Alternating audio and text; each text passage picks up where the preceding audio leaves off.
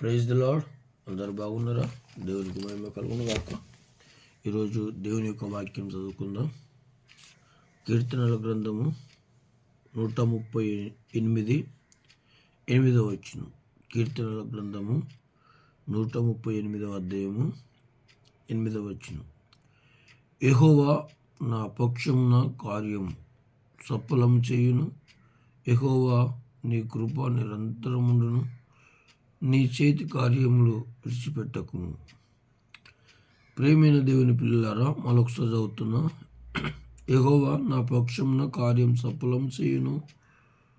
యెహోవా నీ కృప నిరంతరముండును. నీ చేతి కార్యమును విడిచిపెట్టకుము.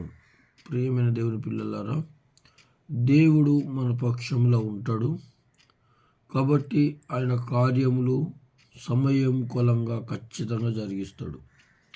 అందుకే రోమీయులకు రాసిన పత్రిక 8వ అధ్యాయము 31వ వచనంలో ఉంది, దేవుడు నీ పక్షంలో ఉండగా నీకు విరోధి ఎవరు?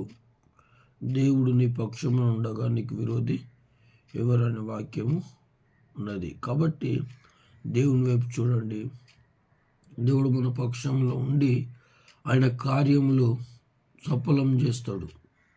ఆయన కృప నిరంతరం మనతో ఉంటుంది. దేవుని యొక్క ఆత్మ, దేవుని యొక్క కృప మనతోనే ఉండి నడిపిస్తుంది. ఈ లోకంలో ఉన్న వాళ్ళు మనతో లేకపోయినా, మన వెంట లేకపోయినా, నీ అన్నదమ్ములు, మన స్నేహితులు, మన బంధువులు, మన తల్లిదండ్రులు, ఈ లోకంలో ఉన్న ఎవరైనా కానీ మనతో లేకపోయినా కానీ దేవుడు మనతో ఉంటున్నాడు. దేవుడు నిన్ను విడువడు.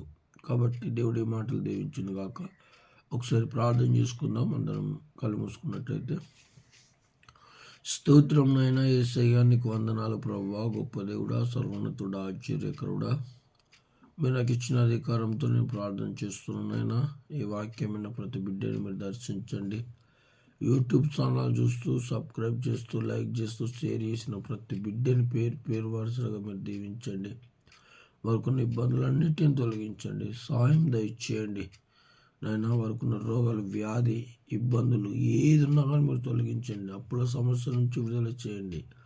కుటుంబ సమస్యల నుంచి విడుదల చేయండి. నెమ్మది దయచేయండి. ఐక్యత దయచేయండి. సమాధానం దయచేయమని నీ యొక్క ఆత్మతో నింపమని యేసుక్రీస్తు నామములో అడిగి ప్రార్థించి వేడుకుంటున్నాం తండ్రి. Amen, amen, amen. దేవుడు మిమ్మల్ని దీవించును గాక. God bless you. Praise the Lord. దేవుడు మేము మీకోసం ప్రార్థన చేస్తున్నాం.